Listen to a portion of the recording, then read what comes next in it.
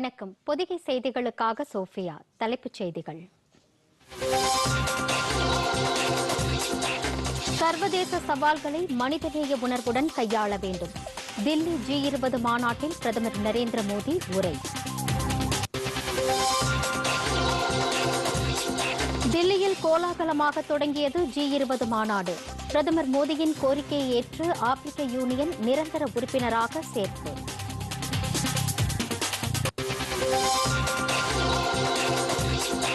G20 மாநாட்டை முன்னிட்டு தலைவர்களுக்கு குடியரசுத் தலைவர் திரௌபதி முர்மு இன்று விருந்து. முதலமைச்சர் மு க ஸ்டாலின் பங்கேற்பு.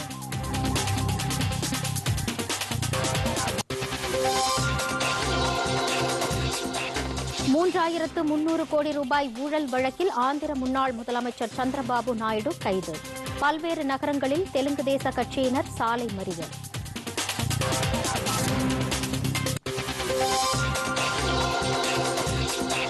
மொரோக்காவில் ஏற்பட்ட நிலநடுக்கத்தில் உயிரிழந்தோர் எண்ணிக்கை 632ஆக அதிகரிப்பு.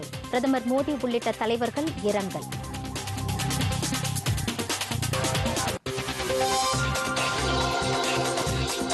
அமெரிக்க ஓபன் டென்னிஸ் ஆடவர் ஒற்றையர் பிரிவு இறுதி ஆட்டத்திற்கு நோவாக் ஜோகோவிச், டேனியல் மெத்வதேவ் தகுதி.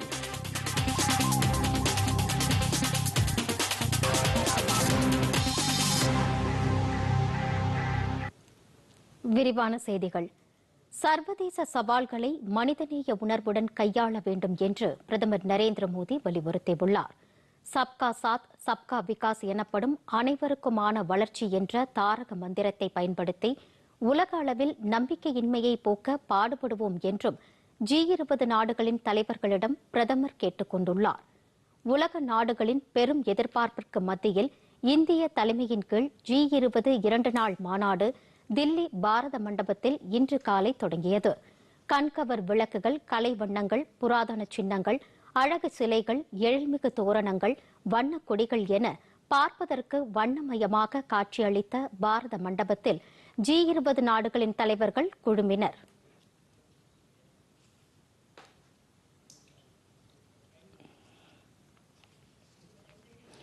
G20 அமைப்பின் 18வது உச்சி மாநாடு தில்லியில் தொடங்கி நடைபெற்று வருகிறது. மாநாட்டிற்கு வந்துள்ள உறுப்பு நாடுகளின் தலைவர்களை பிரதமர் நரேந்திர மோடி கைகுலுக்கி வரவேற்றார். G20 அமைப்பின் 18வது உச்சி மாநாடு இன்றும் நாளையும் தில்லி பிரகதி மைதானத்தில் உள்ள பாரத மண்டபத்தில் நடைபெறுகிறது. இதையொட்டி மாநாட்டு மண்டபத்திற்கு வந்த பிரதமர் நரேந்திர மோடியை வெளியுறவு அமைச்சர் ஜெய்சங்கர், தேசிய பாதுகாப்பு ஆலோசகர் அஜித் தோவல் ஆகியோர் வரவேற்றனர்.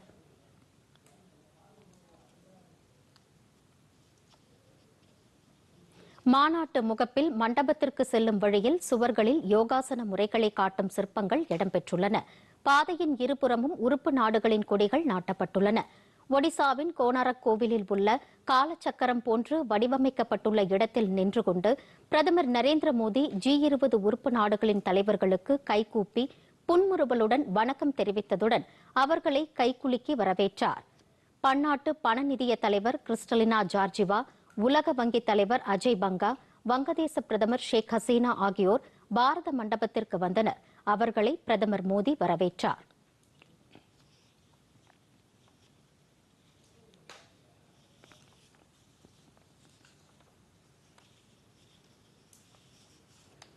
எகிப்து நாட்டின் அதிபர் Abdel Fatah al Sisi, Mauritius பிரதமர் பிரவீந்த் குமார் ஜெகநாத், உலக சுகாதார அமைப்பு தலைவர் டெட்ரஸ் அதானம், ஐக்கிய அரபு அமீரகத்தின் அதிபர் ஷேக் முகமது பின் சயீத் அல் நஹியான் ஆகியோரும் மாநாட்டிற்கு வந்தனர். பிரதமர் மோடி அவர்களை இன்முகத்துடன் வரவேற்றார்.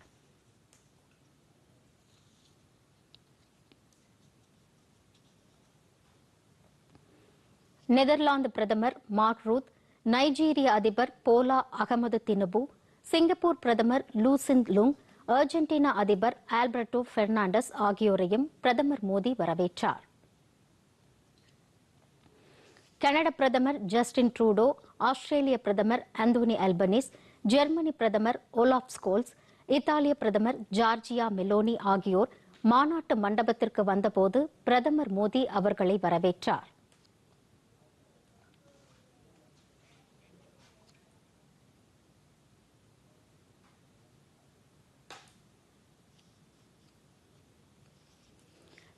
தென்னாப்பிரிக்க அதிபர் சிரில் ராமபோசா, துருக்கி அதிபர் ரிசெப் தயிப் ஏர்டோகன், பிரிட்டன் பிரதமர் ரிஷி சுனக், ரஷ்ய வெளியுறவு அமைச்சர் செர்ஜி லாவ்ரோவ் ஆகியோரையும் பிரதமர் நரேந்திர மோடி வரவேற்றார்.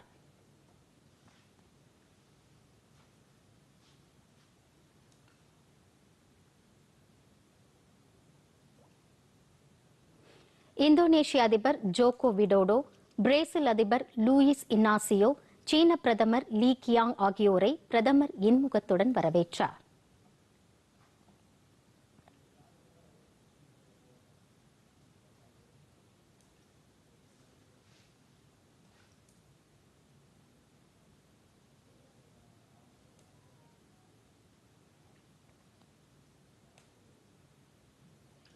மாநாட்டிற்கு வந்த அமெரிக்க அதிபர் ஜோ பைடனை பிரதமர் நரேந்திர மோடி வரவேற்றதுடன் கோனார் கோவிலின் காலச்சக்கர சிற்பத்தை பற்றி விளக்கி கூறினார்.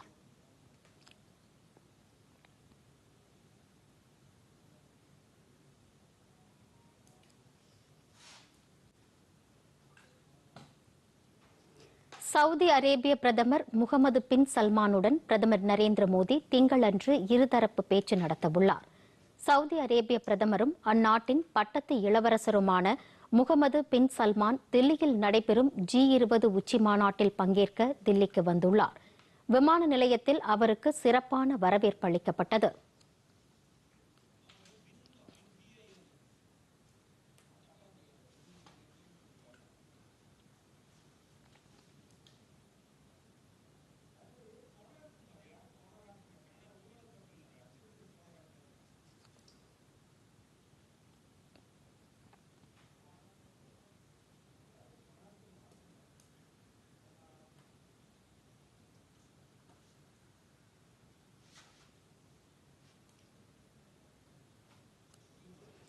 G20 மாநாடு முடிந்த பின் திங்களன்று சவுதி அரேபிய பிரதமர் இந்திய பிரதமர் நரேந்திர மோடியுடன் இருதரப்பு பேச்சு நடத்தவுள்ளார்.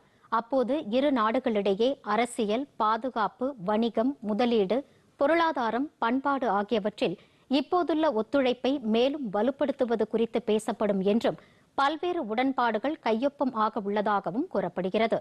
அதே நாளில் குடியரசுத் தலைவர் திரௌபதி முர்முவையும் சவுதி அரேபிய பிரதமர் சந்திக்க உள்ளார். கடந்த நிதியாண்டில் இரு நாடுகளிடையேயான வணிகம் இதுவரை இல்லாத அளவாக $5275 கோடி என்னும் மதிப்பை எட்டியுள்ளது குறிப்பிடத்தக்கது. தில்லியில் G20 மாநாடு கோலாகலமாக தொடங்கிய நிலையில் பிரதமர் மோடியின் கோரிக்கையை ஏற்று ஆப்பிரிக்க யூனியன் நிரந்தர உறுப்பினராக சேர்க்கப்பட்டது. தில்லியில் G20 உச்சி மாநாட்டில் பிரதமர் மோடி துவக்க உரையாற்றினார். அப்போது ஆப்பிரிக்க ஒன்றியத்தை G20 அமைப்பின் நிரந்தர நாடாக சேர்க்க வேண்டும் என்று அவர் முன்மொழிந்தார். உலகத் தலைவர்களின் கரகோஷங்களுக்கு மத்தியில் பேசிய பிரதமர் மோடி, உங்கள் அனைவரின் ஆதரவுடன் ஆப்பிரிக்க யூனியனை G20 அமைப்பில் சேர அழைக்கிறேன் என்றார். இதையடுத்து ஆப்பிரிக்க ஒன்றிய தலைவர் அசாலி அசோமனியை இந்திய வெளியுறவுத்துறை அமைச்சர் ஜெய்சங்கர் மேடைக்கு அழைத்து வந்தார். பின்னர் G20 தலைவர்களுக்கான இருக்கை வரிசையில் ஆப்பிரிக்க ஒன்றிய தலைவருக்காக தனி இருக்கையில் ஆப்பிரிக்க ஒன்றிய தலைவர் அசாலி அசோமனியை பிரதமர் மோடி முறைப்படி வரவேற்று அமர வைத்தார்.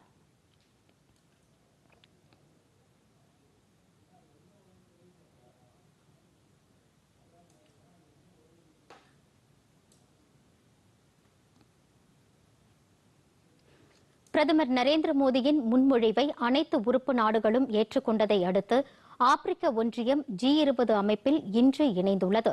இதன் காரணமாக G20 அமைப்பு இனி G21 அமைப்பாக மாறுகிறது.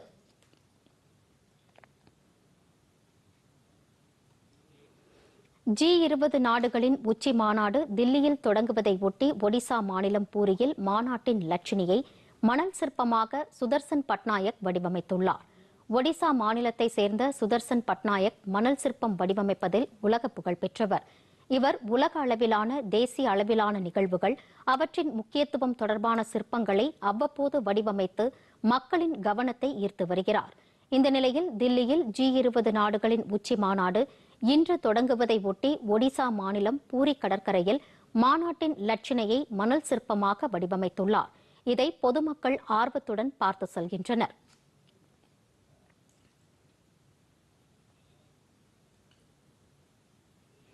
ஆந்திர முன்னாள் முதலமைச்சரும் தெலுங்கு தேச கட்சி தலைவருமான சந்திரபாபு நாயுடு ஊழல் வழக்கில் மாநில காவல்துறையினரால் கைது செய்யப்பட்டுள்ளார். ஆந்திர முதலமைச்சராக சந்திரபாபு நாயுடு இருந்தபோது திறன் மேம்பாட்டுக் கழகத்தின் திட்டங்களில் 3300 கோடி ரூபாய் ஊழல் செய்ததாக அவர் மீது குற்றம் சாட்டப்பட்டுள்ளது. இந்த வழக்கில் ஊழல் தடுப்பு சட்டத்தின் கீழ் பிணையில் வர முடியாத 10க்கும் மேற்பட்ட பிரிவுகளில் அவர் மீது வழக்கு பதிவு செய்யப்பட்டுள்ளது. இந்த நிலையில் இன்று காலையில் அவரை கைது செய்த காவல்துறையினர் மருத்துவ பரிசோதனைக்கு பின் விஜயவாடாவிற்கு கொண்டு சென்றனர். சில நாட்களுக்கு முன் அனந்தபூர் மாவட்டத்தில் பேசிய அவர் காவல்துறையினர் தன்னை எந்த நேரத்திலும் கைது செய்யக்கூடும் என தெரிவித்திருந்தது குறிப்பிடத்தக்கது.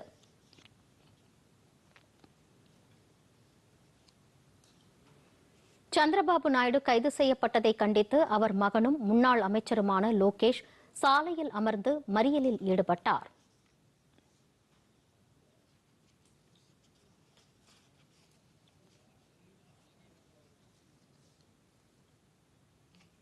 சந்திரபாபு நாயுடு கைது செய்யப்பட்டதை கண்டித்து திருப்பதியில் தெலுங்கு தேசம் கட்சியினர் சாலையில் அமர்ந்து மறியலில் ஈடுபட்டதுடன் சாலையில் வாகன சக்கரங்களை போட்டு தீக்கொளுத்தினர்.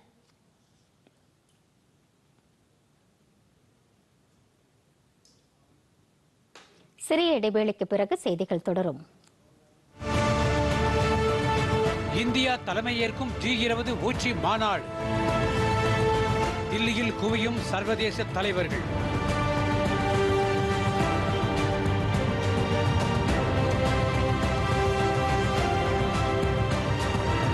தலைவர்களை வரவேற்கும் தலைநகரம்.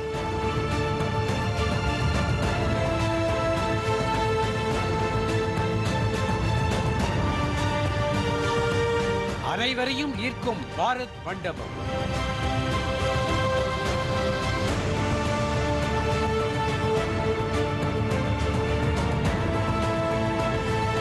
கலாச்சாரத்தை கண்முன்னே நிறுத்தும் நடராஜர் சிலை.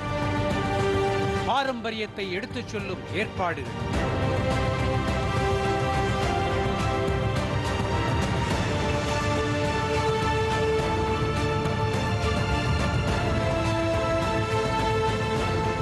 உலக தலைவர்களுடன் உரையாடும் பிரதமர் மோடி. ஒன்று கூடும் உலக நாடுகள். உலகம் ஒரே குடும்பம். ஒரே பூமி, ஒரே குடும்பம், ஒரே எதிர்காலம்.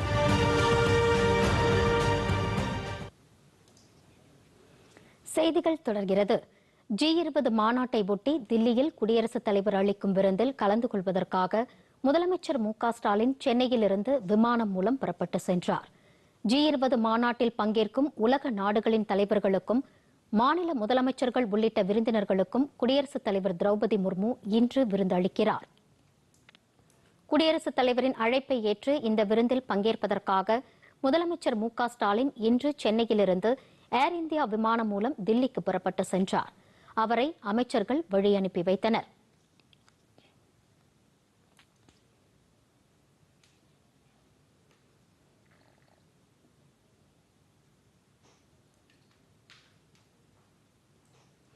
முல்லை பெரியாறு அணையில் தமிழகத்தின் உரிமையை நிலைநாட்ட திமுக அரசு தவறிவிட்டதாக பாஜக மாநில தலைவர் அண்ணாமலை குற்றம் சாட்டியுள்ளார். தேனி மாவட்டம் கம்பத்தில் எண் மண் எண் மக்கள் என்ற பெயரில் அண்ணாமலை தன்னுடைய 2ஆம் நாள் நடைப்பயணத்தை துவக்கினார். அவருக்கு வழிநெடுகிலும் கட்சி நிர்வாகிகள், பொதுமக்கள், தொண்டர்கள் என ஏராளமானோர் சால்வை அணிவித்தும் மலர்கள் தூவியும் வரவேற்பளித்தனர். வாரச்சந்தை முன்பாக தொடங்கிய இந்த நடைப்பயணம் பழைய அஞ்சல் நிலைய பகுதி, காந்தி சிலை மற்றும் அரசு மருத்துவமனை வழியாக சென்று பூங்காத்திடலில் நிறைவடைந்தது. பின்னர் நடைப்பயணத்தின் போது பேசிய அவர் முல்லை பெரியாறு அணை நீர்மட்டத்தை உயர்த்த வேண்டும் என உச்சநீதிமன்றம் ஆணையிட்ட பின்பும் கூட அணை நீர்மட்டத்தை உயர்த்த எந்த நடவடிக்கையும் திமுக அரசு மேற்கொள்ளவில்லை என குற்றம் சாட்டினார்.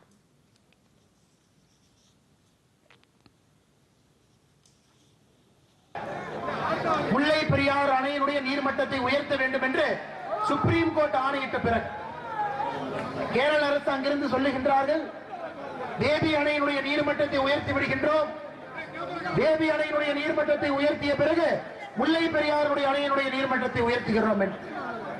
தேவி அணையினுடைய நீர்மட்டத்தை உயர்த்துவதற்காக இங்கே இருந்து 4 மேஸ்திரி சென்றார். பல வருடங்கள் ஆயிற்று. என்னாச்சு? தேவி அணையினுடைய நீர்மட்டத்தை உயர்த்தி விட்டீர்களா? அதை பற்றி முதலமைச்சர் பேசவே மாட்டார். முல்லை பெரியார் அணையினுடைய நீர்மட்டத்தை உயர்த்துவதை பற்றி பேச மாட்டார்.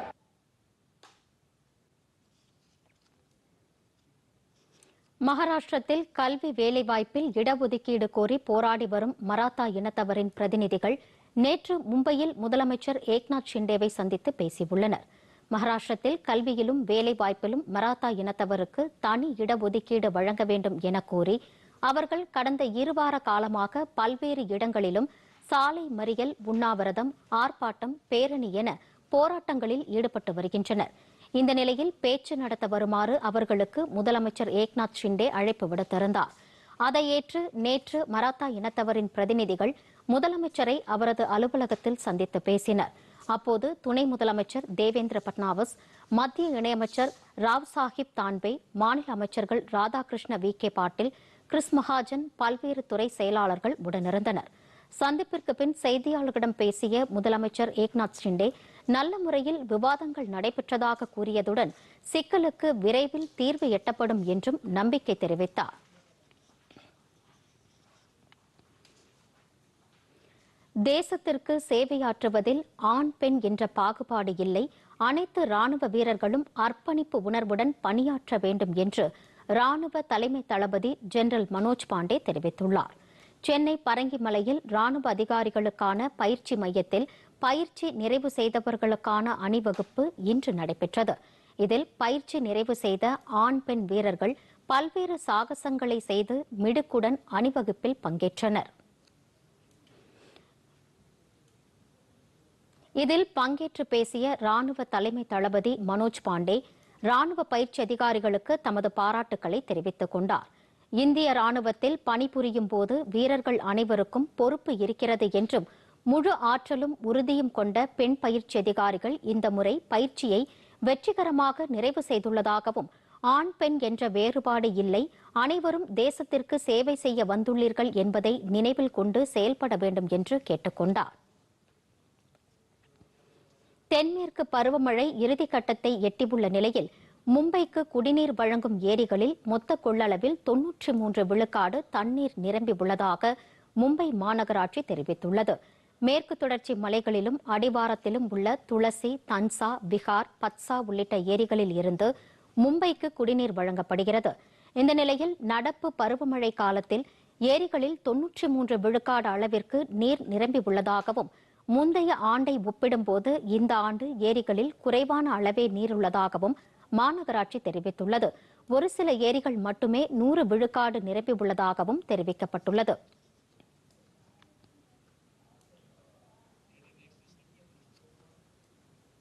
தொடர்வது விரைவு செய்திகள்.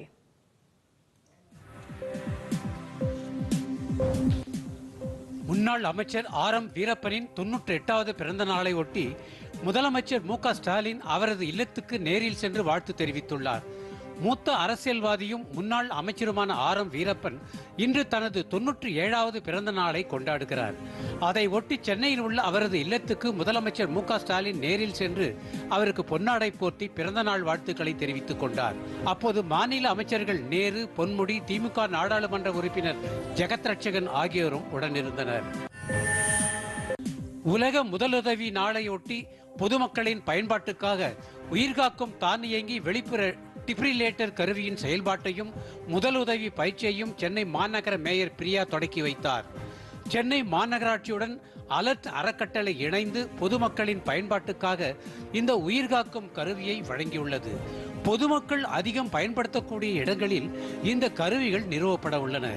இதேபோல் விபத்து காலத்திலும் அவசர காலத்திலும் முதலுதவி செய்வது குறித்து விழிப்புணர்வு ஏற்படுத்தும் வகையில் மாநகராட்சி பணியாளர்களுக்கு பயிற்சி அளிக்கப்பட்டது. மயிலாடுதுறை மாவட்டம் சீர்காழியின் சாலையின் குறுக்கே வேப்பமரம் வேரோடு சாய்ந்ததால் போக்குவரத்து பாதிக்கப்பட்டது. சீர்காழி பிடாரி வடக்கு வீதியில் சாலை ஓரம் இருந்த வேப்பமரம் திடீரென வேகமாக வீசிய காற்றில் வேரோடு சாலையின் குறுக்காக விழுந்தது.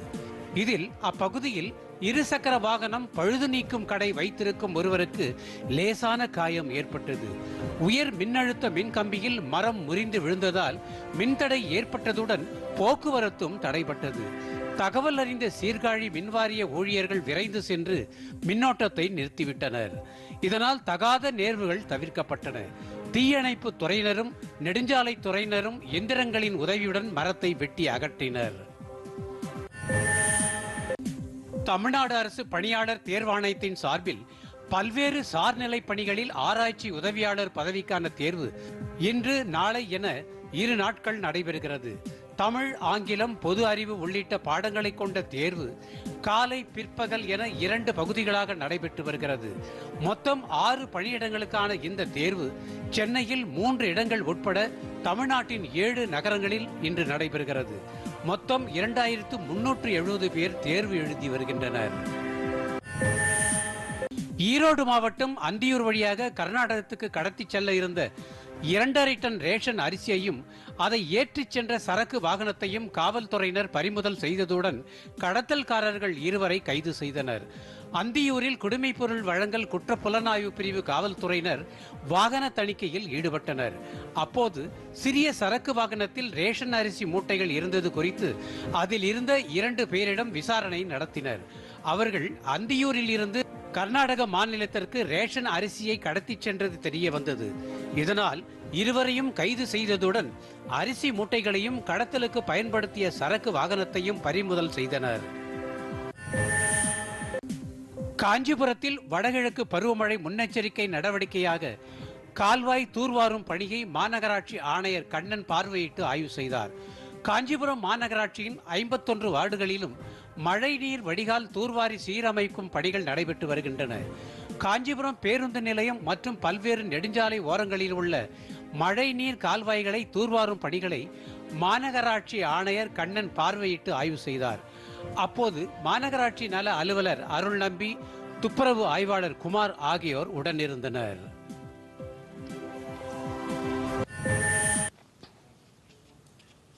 தொடர்வது உலக செய்திகள்.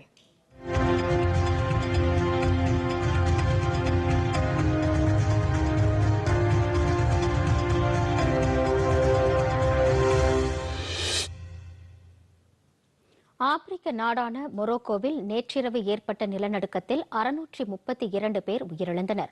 மேலும் பலர் காயமடைந்தனர். மொரோக்கோவில் மரகேஸ் நகரில் இருந்து தென்மேற்கே 72 கிலோமீட்டர் புவிக்கு அடியில் 18 கிலோமீட்டர் ஆழத்தில் இந்த நிலநடுக்கத்தின் மையப்புள்ளி இருந்ததாக தெரிவிக்கப்பட்டுள்ளது. உள்ளூர் நேரப்படி இரவு 11 மணிக்கு நிகழ்ந்த இந்த நிலநடுக்கம் ரிக்டர் அளவுகோலில் 6.8 பதிவாகியுள்ளது. நிலநடுக்கத்தால் கட்டிடங்கள் இடிந்ததில் குறைந்தது 632 பேர் உயிரிழந்ததாகவும் மேலும் பலர் காயமடைந்ததாகவும் முதற்கட்ட தகவல்கள் தெரிவிக்கின்றன.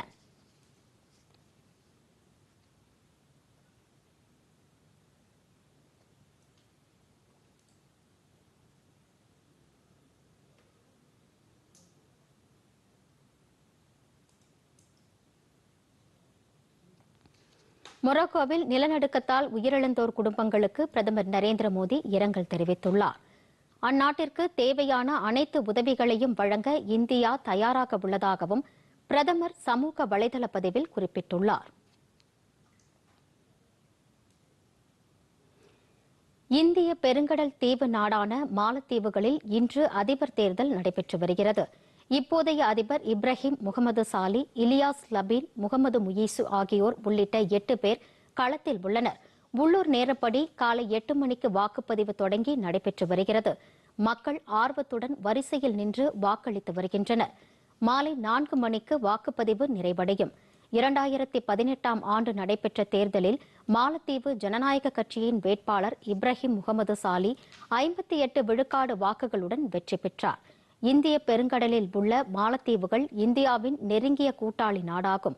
எதிலும் இந்தியாவிற்கு முன்னுரிமை என்ற நிலைப்பாட்டை கொண்டுள்ளதும் குறிப்பிடத்தக்கது.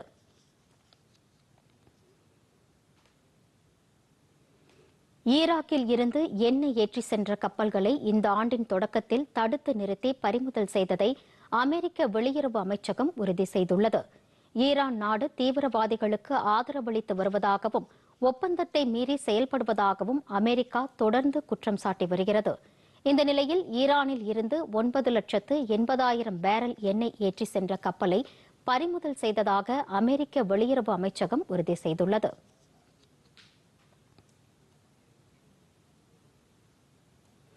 பாகிஸ்தானில் 90 நாட்களுக்குள் தேர்தலை நடத்தி முடிக்க வேண்டும் என்று முன்னாள் வெளியுறவு அமைச்சருமான பிலாவல் பூட்டோ சர்தாரி வலியுறுத்தியுள்ளார்.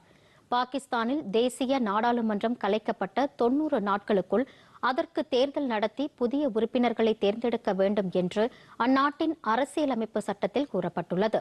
செபாஸ் ஷெரீப் தலைமையிலான அரசின் பதவிக்காலம் கடந்த மாதம் முடிந்த நிலையில் இன்னும் தேர்தல் தேதி அறிவிக்கப்படவில்லை. இந்த நிலையில் பாகிஸ்தான் மக்கள் கட்சி தலைவரும் முன்னாள் வெளியுறவு அமைச்சருமான பிலாவல் பூட்டோ சர்தாரி தேசிய நாடாளுமன்றத்திற்கு விரைவில் பொதுத் தேர்தலை நடத்த வேண்டும் என கோரிக்கை விடுத்துள்ளார். ஐக்கிய அரபு அமீரகத்தின் துபாயிலிருந்து சீனாவின் குவாங்சூ நகருக்கு சென்று கொண்டிருந்த எமிரேட்ஸ் விமானம் பயணியின் மருத்துவ தேவைக்காக அவசரமாக தில்லியில் தரையிறக்கப்பட்டது. துபாயிலிருந்து சீனாவின் குவாங்சூ நகருக்கு சென்ற விமானத்தில் பயணிக்கு திடீரென உடல்நலக் கோளாறு ஏற்பட்டது. இதை அறிந்ததும் விமானிகள் தில்லியில் உள்ள விமான கட்டுப்பாட்டு அறைக்கு தொடர்பு கொண்டனர்.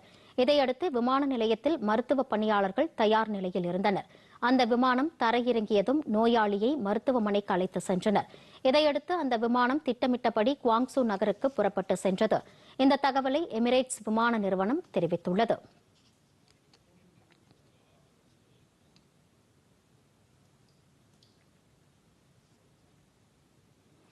தேசத்திற்கு சேவையாற்றுவதில் ஆண் பெண் என்ற பாகுபாடு இல்லை. அனைத்து ராணுவ வீரர்களும் அர்ப்பணிப்பு உணர்வுடன் பணியாற்ற வேண்டும் என்று ராணுவ தலைமை தளபதி ஜெனரல் மனோஜ் பாண்டே தெரிவித்துள்ளார்.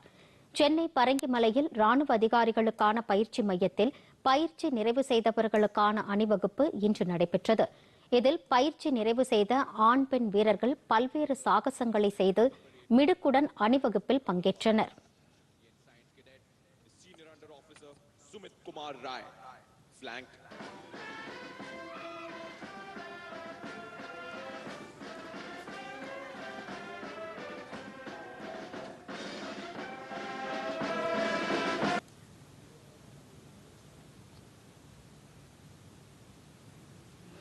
இதில் பங்கேற்று பேசிய ராணுவ தலைமை தளபதி மனோஜ் பாண்டே ராணுவ பயிற்சி அதிகாரிகளுக்கு தமது பாராட்டுக்களை தெரிவித்துக் கொண்டார்.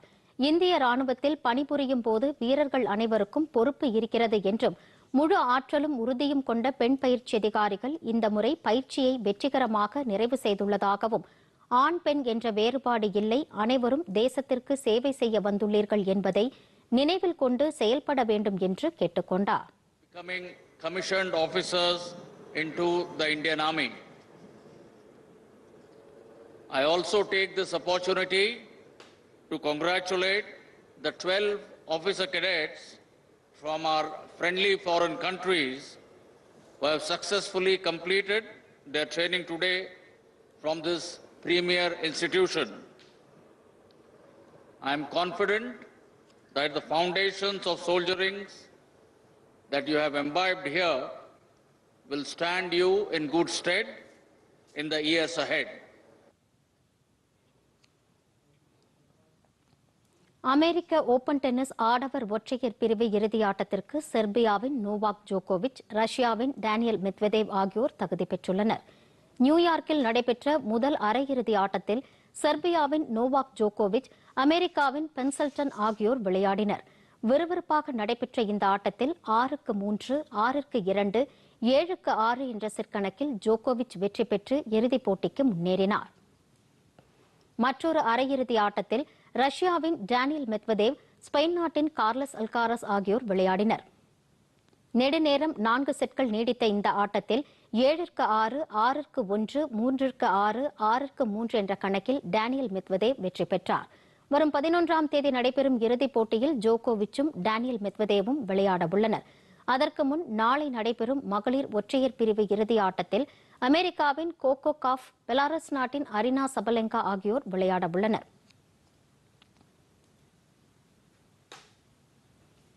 அமெரிக்க ஓபன் டென்னிஸ் ஆடவர் இரட்டையர் பிரிவு இறுதி ஆட்டத்தில் இந்தியாவின் ரோகன் போபண்ணா, ஆஸ்திரேலியாவின் மேத்யூ எப்டன் இணை தோல்வியடைந்தது. அமெரிக்காவின் நியூயார்க் நகரில் நடைபெற்ற இரட்டையர் பிரிவு இறுதி ஆட்டத்தில் இந்திய ஆஸ்திரேலிய இணை அமெரிக்காவின் ராஜீவ் ராம், பிரிட்டனின் ஜோ சாலிஸ்பரி இணையை எதிர்கொண்டு விளையாடியது. இந்த ஆட்டத்தில் 2-6, 6-3, 6-4 என்ற செட் கணக்கில் அமெரிக்கா பிரிட்டன் இணை வெற்றி பெற்றது.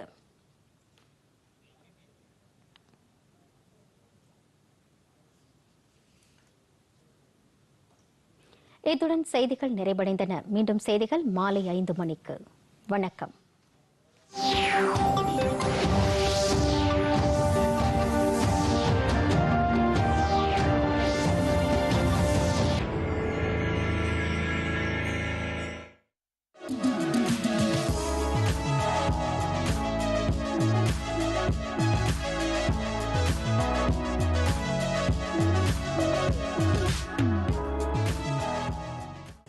Vanakkam. I have great pleasure in welcoming Dr. James Matthew to the show, our guest. I'm sure we will have a good time of chat with him on his book of books, which is a very unique one. Dr. James Matthew hails from Kerala, and he is settled in Milwaukee, Wisconsin, United States of America, and is a great and renowned cardiologist.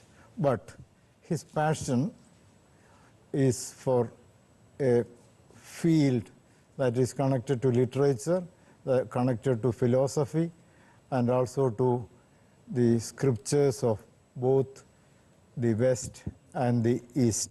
The book of books, which is getting published in India, is a unique one.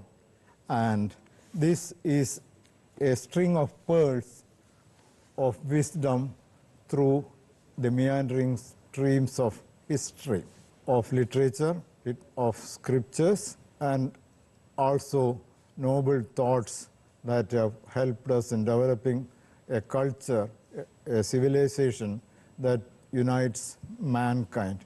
Welcome, Dr. James Matthew, to the show, our guest. Can you brief us how your project, Book of Books, started? Vanakkam, Mr. K. Kunjikrishnan. Thank you for having me on the program. I am delighted to be here, and thank you for the good question. The overarching theme of the book is East-West interaction or conversation, if I may, between two cultures and two religions and the literatures of East and West. Well, I was growing up in India during my high school days and perhaps early college days.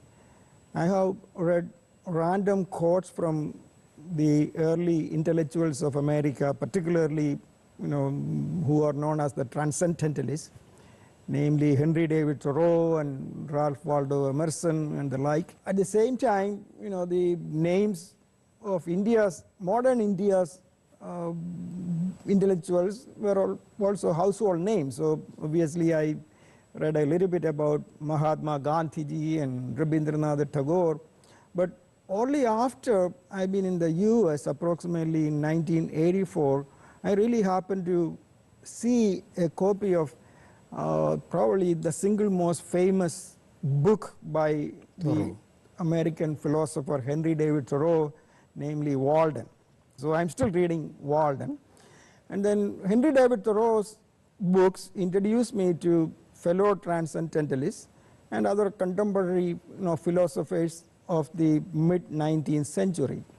So one thing that struck me profoundly was how much these transcendentalists were influenced by ancient India's literature, and particularly the scriptures like the Bhagavad Gita, the Upanishads, and literature like Kalidasa, Shakuntala. So that elicited my curiosity to know more about these profound writings from India that influenced this American philosophers. So that led to a theme of interest, the exchange of cultures and literature between the East and the West. And therefore, I started collecting, rare books and some manuscripts and some historical artifacts related to my favorite authors from both East and the West. The collection grew, and so did my desire to offer this to the world. And obviously, it is difficult to invite the world, to where these books and artifacts are kept. So I came up with the idea of writing a book about my books, and it is properly titled Book of Books. Now, can you tell me the process of your collection? Some of these manuscripts and historical artifacts are sought after by myself. Some of them just come to me, and some of them are occasionally thrust upon me. Because of the internet and the easy accessibility to all the data in various parts of the world, it has become relatively easy to search and find if you know what you want to find. So once I developed this theme, namely East-West exchange of philosophy and spirituality, then I knew what kind of artifacts and manuscripts I wanted to acquire. So I actively look for it. To specifically referring to the very first time Gitanjali appeared in a book format, by reading about Rabindranath Tagore, various biographies, I knew that there is such a limited edition of Gitanjali published in 1912 in somewhere around. So I actively look for it.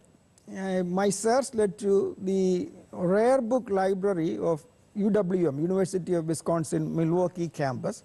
So I went there and asked the rare book librarian, can you show me, the Rabindranath Tagore's, first edition of Gitanjali? And he gave me a time, and because he had to go into some archival room and bring it out, and he was wearing white gloves and everything, and he had to sit by me before I could even cast my eyes on it. And when I saw it, it was amazing. Not only that it is so rare, but the way it was printed and made into a book. It was all printed on handmade paper. It was covered in silk cloth, white color, and all the letterings on the covers were golden in color. Oh.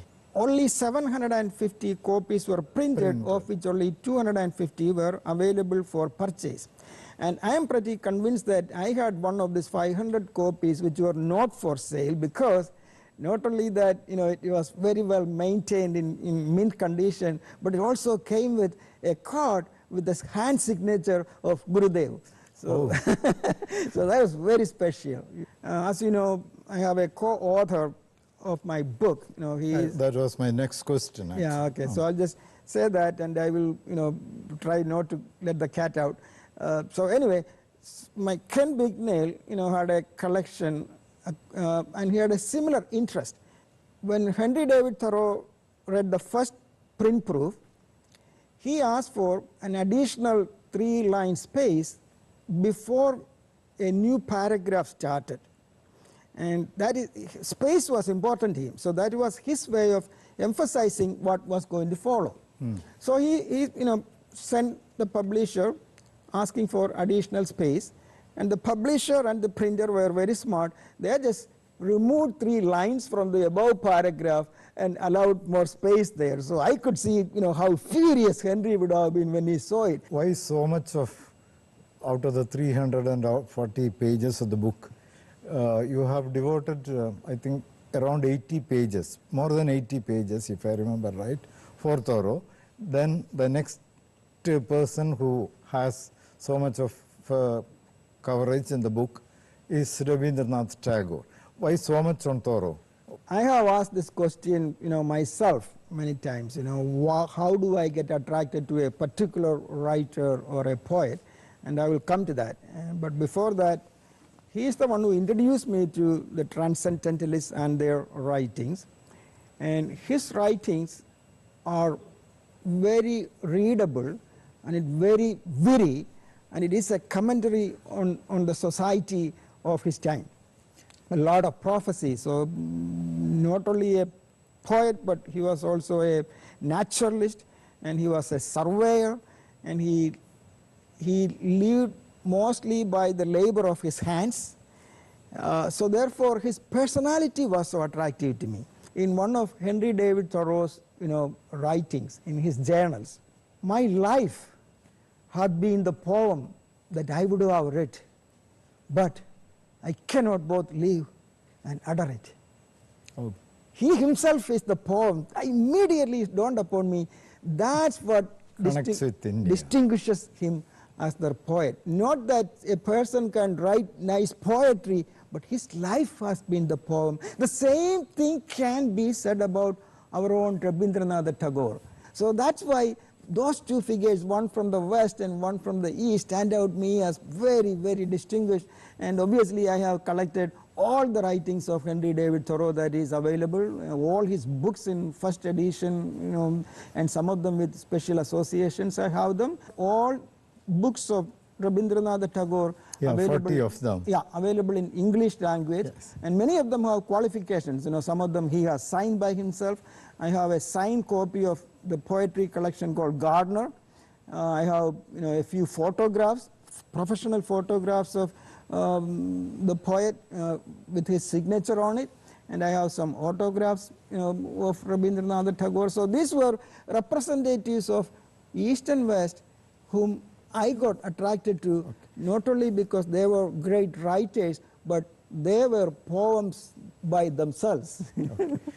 I also find that you have first editions of translations of Kalidasa. How the first edition of Bhagavad Gita translation, because that was the one which united Western and Indian philosophies. First time any Indian literature, you know, be it scripture or be it a drama, was that of the Bhagavad Gita by Charles Wilkins. Wilkins, yes. Wilkins, and this was in 1700 and correct. Yeah, this was in 1785. In those days, you know, the British, you know, viceroy or whoever was controlling India, you know, had great deal of influence in what is published, and, you know, they could, you know, promote things or they could not promote things. So he had the full support of the whoever was in the British authority, and also, you know, ironically, East India Company. So they were all associated with the East India Company. But it is worth noting that these intellectuals from England came to India, mastered our language like Sanskrit, and then bothered to translate some of those most important works for the outside world to see. So the first such book which has been ever translated to any European language was the Bhagavad Gita by Charles Wilkins. Kalidasa's Shakuntala was first translated into English by Sir William Jones. Same connection. They are all connected with the East India Company, otherwise they wouldn't be there. That was their main business. Yes. But he also became a Sanskrit scholar, and I think he was a professor of Sanskrit or something at one of the European universities. So he translated this into English in 1785, so 10 years after the Gita was translated. Yes.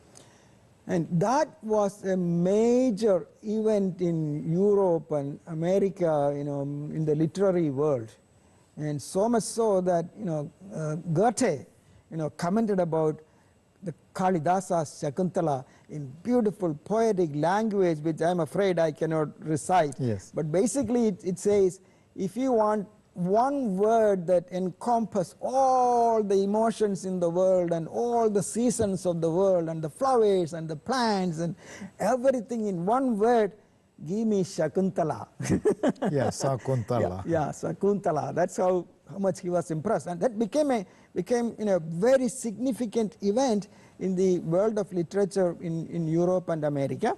The book was in 1785, and this particular volume belonged to the British King's, you know, palace. Queen Charlotte, you know, owned this copy of the book, which then, you know, went from hand to hand, and finally it is in, you know, in my TGM Rare Book Museum. So thank you for asking me that question. Yeah. You have not only got Indian authors, but you have the great Rubaiyat by Omar Khayyam. I find 2 translations, and you have quoted those beautiful lines, which you know, it's very well known. It was something which inspires people in their youth. A book of verse underneath the bow, a jug of wine, a loaf of bread, and thou beside me, singing in the wilderness. Oh, wilderness were paradise now. Wow. What a great poem. Yeah, I have listened to and read this particular verses so many times, but now that you are reading it, I have goosebumps on my body. English translation of the Rubaiyat of Omar Khayyam by Edward Fitzgerald. I believe it was done in 1887. Yeah. And it has a number of associations with the particular volume that I have. Yeah. Then you have Tolstoy, you have Robert Frost, you have a galaxy of writers like writers and statesmen. Can you dwell a little deeper into that? Yeah. So, this spans several continents as well as it spans several centuries of writings. So, in terms of geographical, span and the temporal span, Tolstoy is a central figure. Yes. So, whereas I have heard and by-hearted the titles of Leo Tolstoy's books, it's a difficult read, for a person. Slow reading. Yeah, a person like me. But what I like most about Tolstoy's writings are his non-fiction writings. And they are probably not as popular and well known as his famous fiction like Anna Yes. Karenina or War and Peace. But actually what is captivating to me is his non-fictions. One of his famous book of non-fiction is titled The Kingdom of Heaven is Within You. Yes. That's Yeah. also again famous like Rubaiyat. Yeah. So, and then another book called My Religion and My Faith, something like that. Another one called The Gospel in Brief. For a long time on the contents of the book. Now, how much was it easy to get the first edition published in UK? Right. The idea of making a book out of my collection, which I had already named after my late father T.G. Matai, and that was probably toward the end of 2019. I probably submitted a full draft by April, May of 2021. So it took a little more than 1 year, let's say 1.5 years, to come up with the first full draft of this manuscript.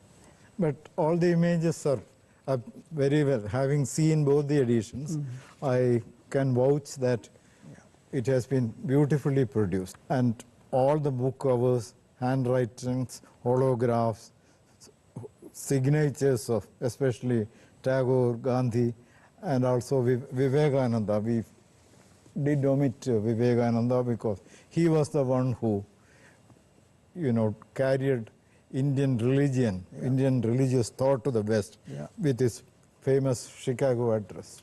If it was not because of strong encouragement from a person who is interviewing now, Sri K. Kunyikrishnan, this might not have happened.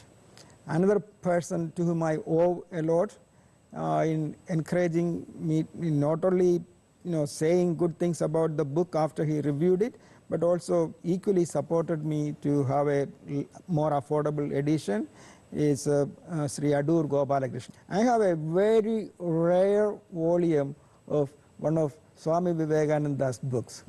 The book is titled Raja Yoga. The main title is Raja Yoga. There's a subtitle to it. And this book was published, I believe, in early 1900s. This particular volume contains, the essence of several of his series of lectures in various Western countries, and he put them together into this book called Raja Yoga. And what I'm going to say is, again, give me goosebumps. This volume comes with a hand signature and inscription by the Swami. It's very rare. And I have to thank, my friend in New Hampshire, Mr. Ken Bignell, for getting me that copy with the signature by, by Swami Vivekananda. He is also a great admirer of the Swami. People might think that to collect these first editions, what inspired you doing that? And you must have spent a great good fortune on these books. See, there is a special attachment that you could form with these authors by looking at their original versions and, if not, handwritten manuscripts. Minor things like, a spelling error that they themselves corrected, something written marginally, to be added in the print version, maybe, a blot of ink, somewhere. So a pause that you could see, while they were writing. So all these minor things are inevitably lost when you print them out. And so there is something that is missing in print versions of languages and words which have no form for the press. So that's one thing. And the other one is, most people, I would think, buy books and they go for the least expensive version, and they will read it and they will spill their coffee on it, and so and they become they literally bookworms. And it would be lucky if some of the worms get to eat them at least, so somebody gets benefit. Yes, yes. But the thing about a true bibliophile is that they acquire these things for the love of it and the special attachment to this, and it has a personality of its own, and those are actually worth treasuring as well as passing on to generations and nations as possessions in your estate. So that is the attitude that I have developed in acquiring them. I never feel like I own them. I feel like I've been fortunate to keep them for a while, and it is my responsibility to pass it on and present it to the world. We could go endlessly because books are always inspiring. Thank you very much for being with us, and I do hope that book lovers of this channel would enjoy the conversation. Well, it was an honor and privilege to be interviewed by you on this program, and I appreciate it very much. And thank you very much, Mr. Kunyikrishnan, as well as to Doordarshan, who is broadcasting it. Thank you. Yeah. Thanks, everybody.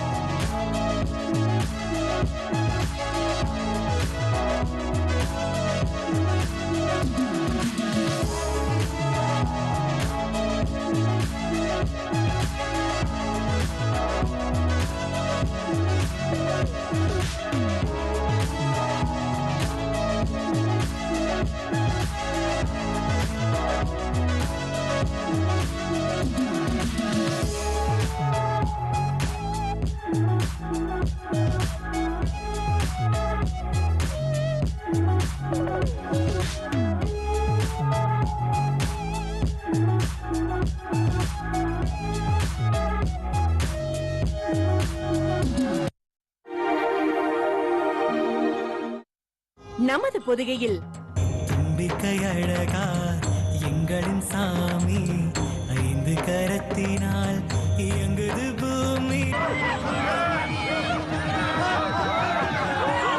இந்த பூலோகத்தில் நடக்கும் அனைத்து காரியங்களும் மகா பிரளயத்துக்கான அறிகுறிதான். நான் தான் இந்த உலகத்தின் ஆதி, மத்தியம், முடிவு மட்டுமல்லாமல் எங்கும் வியாபித்திருக்கும் முழு முதற் கடவுளான ஸ்ரீ மகா கணேசன். நான் தான் பரமபிதா பிரம்மா. இந்த சராசரத்தில் என்னை விட உயர்ந்தவன் வேறு யாரும் இல்லை. உண்மையான மூலாதாரத்தை மறந்து